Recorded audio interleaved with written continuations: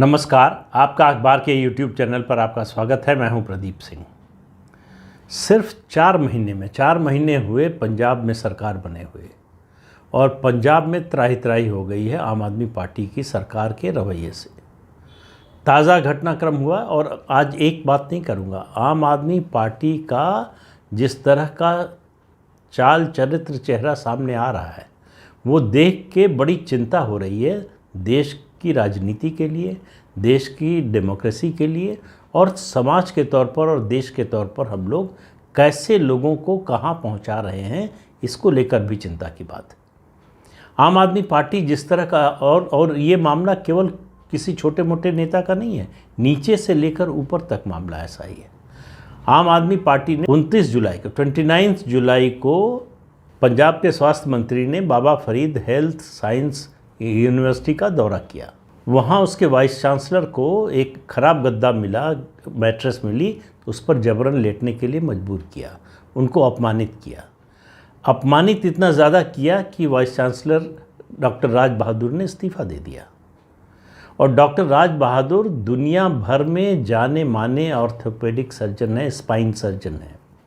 Spine surgery में उनकी techniques दुनिया के तमाम विश्वविद्यालयों में, संस्थानों में, मेडिकल कॉलेजेस में पढ़ाई जाती है टेक्स्ट बुक में। उन्होंने इस विश्वविद्यालय को पंजाब में नंबर 3 से नंबर 1 पर पहुंचाया। देश भर में उनकी ख्याति है। ऐसे व्यक्ति को बजाय उसका सम्मान करने के उसको अपमानित किया गया। उनके समर्थन में, हालांकि कहा नहीं कि उनके समर्थन में, लेकिन 2 और वरिष्ठ डॉक्टरों ने वहाँ से इस्तीफ़ा दे दिया। इंडियन ऑर्थोपेडिक एसोसिएशन ने इसकी निंदा की है और निंदा करते हुए जो बात कही है वो ध्यान से सुनने लायक है। उन्होंने कहा ऐसे काम हो रहा है जैसे लग रहा है हम तालिबानी शासन में रह रहे हैं। अब इससे बड़ा इंडिक्टमेंट क्या हो सकता है पंजाब की सरकार का। जब ये इस्तीफ़ा हो गया, उसके बाद जो है मुख्यमंत्री भगवंत सिंह मान ने कोशिश की वाइस चांसलर से बात करने की, मनाने की। उन्होंने मना कर दिया, इस्तीफ़ा लेने से इनकार कर दिया। उनको मंडे को, सोमवार को बुलाया है बातचीत के लिए। पंजाब में ये मुद्दा जो है बड़ा स्वरूप ले रहा है, बड़ा मुद्दा बन रहा है। विपक्षी दल आलोचना कर रहे हैं। शिमला मेडिकल कॉलेज की जिसके एलुमनी के सदस्य हैं डॉक्टर राज बहादुर, उन्होंने एतराज़ किया है।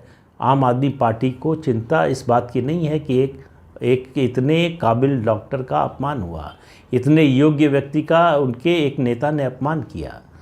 उनको चिंता इस बात की है कि डॉक्टर राज बहादुर हिमाचल के रहने वाले हैं और हिमाचल में इसी साल नवंबर-दिसंबर में चुनाव होने वाले हैं, तो उसका इम्पैक्ट क्या होगा, इसलिए चिंतित है आम आदमी पार्टी।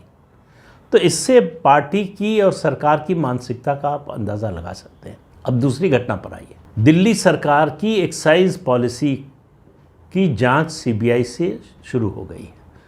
लेफ्टिनेंट गवर्नर ने चीफ सेक्रेटरी की जांच की रिपोर्ट के आधार पर सीबीआई जांच का आदेश दे दिया। सीबीआई पहुंची और अरविंद केजरीवाल उल्टे पैर भागे। जैसे ही लगा कि अब फंसने वाले हैं, क्योंकि देखिए इसमें मनीष सिसोदिया फंस रहे हैं, वो मंत्री थे और मनीष सिसोदिया का मतलब दिल्ली सरकार। दिल्ली की सरकार डी फैक्टो मनीष सिसोदिया चलाते हैं। अरविंद केजरीवाल के पास कोई विभाग नहीं है, वो सिर्फ राजनीति करते हैं और हर समय इस कोशिश में रहते हैं कि कैसे किसी को नीचा दिखाएं, कैसे किसके खिलाफ क्या बोलें, कौन सा झूठ बोल दें जिससे दूसरे को फंसाया जा सके। तो एक्साइज पॉलिसी की जांच शुरू होते ही मुश्किल में पड़ गए हैं अरविंद केजरीवाल। तो उन्होंने पहला कदम क्या उठाया, उन्होंने कहा कि हम एक्साइज पॉलिसी पुरानी वाली वापस ला रहे हैं। भाई अगर इसमें कोई खामी नहीं थी, इसमें कोई भ्रष्टाचार नहीं था, तो क्यों बदल रहे हैं। तो तर्क क्या दिया, अब आप देखिए, बहुत ही हास्यास्पद तर्क कि गुजरात में जैसे अवैध शराब का धंधा चलाती है बीजेपी, आरोप लगाया और कहा वैसे ही दिल्ली में चलाना चाहते हैं। वो दुकानदारों को, शराब के दुकानदारों और अफसरों को धमका रहे हैं, इसलिए हमने पॉलिसी बदल दी। अब आप कल्पना कर सकते हैं कि कोई सरकार इस तरह का बयान दे सकती है, लेकिन आम आदमी पार्टी के साथ कुछ भी हो सकता है, कुछ भी कर सकते हैं, कुछ भी बोल सकते हैं। और इतना ही नहीं, जो ढिंढोरा दिल्ली के स्कूलों के मॉडल स्कूलों की बात कर रहे थे, जो क्लासरूम्स की बात कर रहे थे, वर्ल्ड क्लास क्लासरूम्स की, उसकी भी जांच के आदेश हो गए। लोकायुक्त ने मुख्य सचिव चीफ सेक्रेटरी से कहा है कि इसकी जांच कीजिए, इसमें घोटाला हुआ है। कहा जा रहा है कि जो कमरा 5 लाख में बन सकता था उसका 24, 26, 28 लाख उसकी कीमत दिखाई गई है, उस पर खर्च दिखाया गया है, उसकी भी जांच होने वाली है। तो आप देखिए कि किस तरह से पूरा शिराजा बिखरता हुआ दिखाई दे रहा है आम आदमी पार्टी का। दिल्ली की अदालत ने, निचली अदालत ने कहा कि सत्येंद्र जैन का जो मामला है उसमें ये स्पष्ट नज़र आ रहा है कि उन्होंने और उनके साथियों ने हवाला के पैसे का इस्तेमाल किया ज़मीन खरीदने में, जिनके बारे में अरविंद केजरीवाल ने कहा था कि उन्होंने सब कागज़ देख लिए हैं और इसमें कोई घपला घोटाला नहीं, ये सब राजनीतिक मंशा से किया जा रहा है और अदालत ये कह रही है। तो सत्येंद्र जैन के बाहर निकलने की तो उम्मीद ख़त्म ही होती जा रही है। लेकिन मनीष सिसोदिया अगर जेल गए तो फिर अरविंद केजरीवाल के लिए अपनी कुर्सी बचाना मुश्किल हो जाएगा। इसलिए वो किसी भी तरह से मनीष सिसोदिया को बचाने की भरपूर कोशिश करेंगे, लेकिन वो बच पाएंगे कि नहीं ये सीबीआई की जांच पर निर्भर है। सीबीआई को क्या मिलता है, प्रमाण मिलते हैं कि नहीं, इस पर निर्भर है। अब आप देखिए किस तरह के फरेब करते हैं अरविंद केजरीवाल।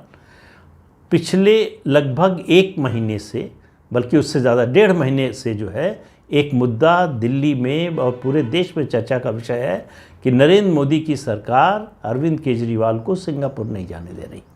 सिंगापुर में एक सम्मेलन हो रहा है, उसमें अरविंद केजरीवाल दिल्ली मॉडल की बात करना चाहते थे, इसलिए ये मंजूर नहीं हुआ नरेंद्र मोदी की सरकार को, इसलिए उनको सिंगापुर जाने की परमिशन नहीं दी जा रही। अब ये खेल पूरी तरह से चला, इस पर एडिटोरियल लिखे गए, न्यूज़ चैनल्स पे बहस हुई और लगातार आम आदमी पार्टी की ओर से कहा जाता रहा कि ये उनको रोकने की कोशिश है। अरविंद केजरीवाल की लोकप्रियता से नरेंद्र मोदी डर गए हैं, इसलिए जाने की परमिशन नहीं दे रहे। तो जाने की परमिशन के लिए पत्र लिखा था उन्होंने एलजी को। एलजी ने पूरा ब्यौरा देखने के बाद उस सम्मेलन का कहा कि ये सिटी मेयर्स की कॉन्फ्रेंस है, इसमें मुख्यमंत्री को नहीं जाना चाहिए। लेकिन अरविंद केजरीवाल को तो एलजी नहीं, प्रधानमंत्री पर हमला करना था। तो लगातार कहते रहे, 26 जुलाई तक कहते रहे कि प्रधानमंत्री और भारत सरकार उनको जाने नहीं दे रही है। और उनकी पोल खुली, कैसे पोल खुली? सिंगापुर की ओर से एक जो है ईमेल आया जिसमें कहा गया कि आपको कन्फर्मेशन इस प्रोग्राम के लिए देना था 20 जुलाई तक, और आपने कन्फर्मेशन नहीं दी, इसलिए ये इनविटेशन ऑटोमेटिकली लैप्स हो गया। और ये ईमेल कब का है? 21 जुलाई का। तो 21 जुलाई को अरविंद केजरीवाल को पता था कि ये इनविटेशन लैप्स हो चुका है, और उन्होंने कब परमिशन मांगी केंद्र सरकार से, विदेश मंत्रालय से? 21 जुलाई को, जब वो इनविटेशन लैप्स हो चुका था। और उसके बाद 5-6 दिन तक इसका ढिंढोरा पीटते रहे कि जाने नहीं दे रहे, जाने नहीं दे रहे। तो पता चला कि वो तो इनविटेशन ही नहीं रह गया, और इनविटेशन लैप्स करने के बाद आप केंद्र सरकार से इजाज़त मांग रहे हैं जानने की। तो ये सब केवल पॉलिटिकल मकसद से किया गया, बड़ी ही बेशर्मी के साथ झूठ बोला गया, बिना किसी संकोच के साथ इस पर अभियान चलाया गया कि देखिए जो गैर भाजपा शासित राज्य हैं उनको कैसे प्रताड़ित किया जा रहा है, मुख्यमंत्रियों को कैसे दबाया जा रहा है, कैसे उनकी लोकप्रियता से जो है नरेंद्र मोदी कितना डरे हुए हैं कि वो सिंगापुर नहीं जाने दे रहे हैं। यहाँ तक कहा कि अगर मेरा नहीं जाना देश का अपमान है।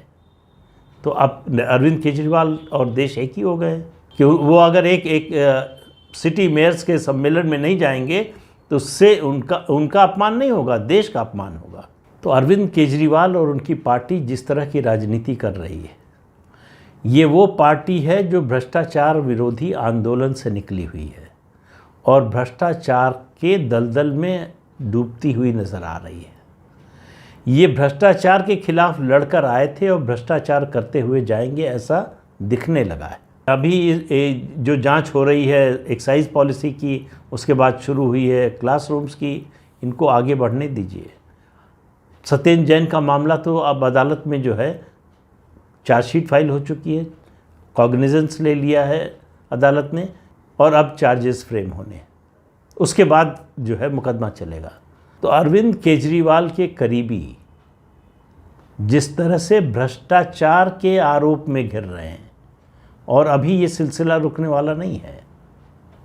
पंजाब की सरकार जिस तरह से काम कर रही है, जिस तरह से एडवोकेट जनरल को हटाया गया है, उनको इस्तीफ़ा देना पड़ा, हटाया क्या गया, उनको इस्तीफ़ा देना पड़ा। पंजाब में सरकार जो है रिमोट से चलाने की कोशिश हो रही है दिल्ली से, तो न दिल्ली से चल रही है न पंजाब से चल रही है। सरकार चला कौन रहा है? सरकार राम भरोसे चल रही है। जितने दिन चल जाए गनीमत समझिए, क्योंकि आम आदमी पार्टी की कोई रुचि नहीं है सरकार चलाने में। जो योजनाएं घोषित की थी उनके बारे में उस पर भी बैक ट्रैक करना शुरू कर दिया है। दिल्ली में मुफ्त बिजली की योजना का ढिंढोरा जो है पिछले 7-8 साल से पीटा जा रहा है। अब फॉर्म भरवाया जा रहा है कि आप सब्सिडी लेना चाहते हैं कि नहीं लेना चाहते हैं तो छोड़ दीजिए। अब ये फॉर्म कितने लोग भरेंगे और क्यों भरेंगे? जिनको मुफ्त में बिजली मिल रही है वो क्यों छोड़ेंगे? दूसरी बात, पंजाब में भी यही हुआ। इतनी कैटेगरीज, इतने रेस्ट्रिक्शन बना दिए कि इनको मिलेगा, इनको नहीं मिलेगा, इनको मिलेगा, इनको नहीं मिलेगा, कि वो जो घोषणा की थी और जो इम्प्लीमेंट किया है, दोनों में ज़मीन आसमान का अंतर है। पंजाब की आर्थिक स्थिति दिन पर दिन खराब होती जा रही है, लेकिन सरकार वहाँ कोई सुधार का कोई कार्यक्रम कर रही हो ऐसा दिखाई नहीं दे रहा। दावे ज़रूर हो रहे हैं। दावा किया कि भाई 4 महीने में हमने 9000 एकड़ ज़मीन जो है वो कब्जे से, मतलब अवैध कब्जे से मुक्त करा लिए। इसी तरह के दावे वो दिल्ली में भी करते रहे हैं। अरविंद केजरीवाल के दावे और हकीकत में कभी कोई मेल नहीं रहा और अब भी नहीं है। और कमाल की बात यह है कि वो इसको सुधारने को भी तैयार नहीं। वो कुछ भी वादा कर सकते हैं। वो गुजरात में कह सकते हैं कि उनकी सरकार बन गई तो जीएसटी को सरल बना देंगे। जीएसटी किसी स्टेट का सब्जेक्ट नहीं है। कोई स्टेट तो छोड़िए, कई स्टेट मिलकर या केंद्र सरकार भी चाहे तो जीएसटी में परिवर्तन नहीं कर सकती जब तक जीएसटी काउंसिल की मंजूरी नहीं मिलती। तो इसका मतलब ये है कि अरविंद केजरीवाल समझते हैं कि लोग बेवकूफ़ हैं, हम जो कहेंगे वही लोग मान लेंगे, उसी को सच मानेंगे। जो सच्चाई है वो उस पर लोगों का ध्यान नहीं जाएगा। अरविंद केजरीवाल ने जो कह दिया वो अंतिम सत्य की तरह लोग स्वीकार कर लेंगे। तो ये जो फरेब की राजनीति है, ये जो झूठ की राजनीति है, ये जो भ्रष्टाचार की राजनीति है, ये जो छोटी छोटी चालाकियों की राजनीति है, ये जो धूर्तता की राजनीति है, ये डेमोक्रेसी का भी नुकसान कर रही है। जहाँ चल रहा है उस राज्य का भी नुकसान कर रही है और देश की छवि तो खराब कर ही रही है। तो अरविंद केजरीवाल जैसे लोग भारतीय राजनीति के लिए किसी समस्या का समाधान नहीं, समस्या का हिस्सा हैं। दरअसल ये लोग ही समस्या है। इस बात को मतदाता जितनी जल्दी और जितनी अच्छी तरह से समझ जाएगा उतना अच्छा है। और इनका भंडाफोड़ इतनी तेज़ी से हो रहा है कि वो ज़्यादा समय नहीं लगने वाला है इसमें लोगों को सच्चाई दिखने में। अभी तक जो अपनी बातों से लोगों को भरमाने की कोशिश करते थे वो धीरे धीरे उसका असर ख़त्म होता जा रहा है। तो इसलिए अरविंद केजरीवाल इस देश की राजनीति के लिए धीरे धीरे एक बदनुमा दाग की तरह बनते जा रहे हैं। और ये बात जो है, जो लोग उनका समर्थन करते थे, जो उनका झंडा उठाकर चलते थे, जो उनकी पालकी ढोने को तैयार थे, उन लोगों को भी समझ में आ रहा है। शुरू में जो लोग जो जुड़े थे, जो लोग पार्टी के संस्थापकों में से थे, उनको तो बहुत जल्दी समझ में आ गया था, लेकिन बाकी लोगों को भी धीरे धीरे समझ में आ रहा है। लेकिन देखिए ये खेल कब तक चलता है, कब तक चला पाते हैं। तो इस अंक में इतना ही। अगले अंक में फिर मिलेंगे किसी नए मुद्दे के साथ। तब तक के लिए इजाज़त दीजिए। आपसे अनुरोध है कि ये चैनल देखिए, शेयर कीजिए, लाइक कीजिए और सब्सक्राइब ज़रूर कीजिए। नमस्कार।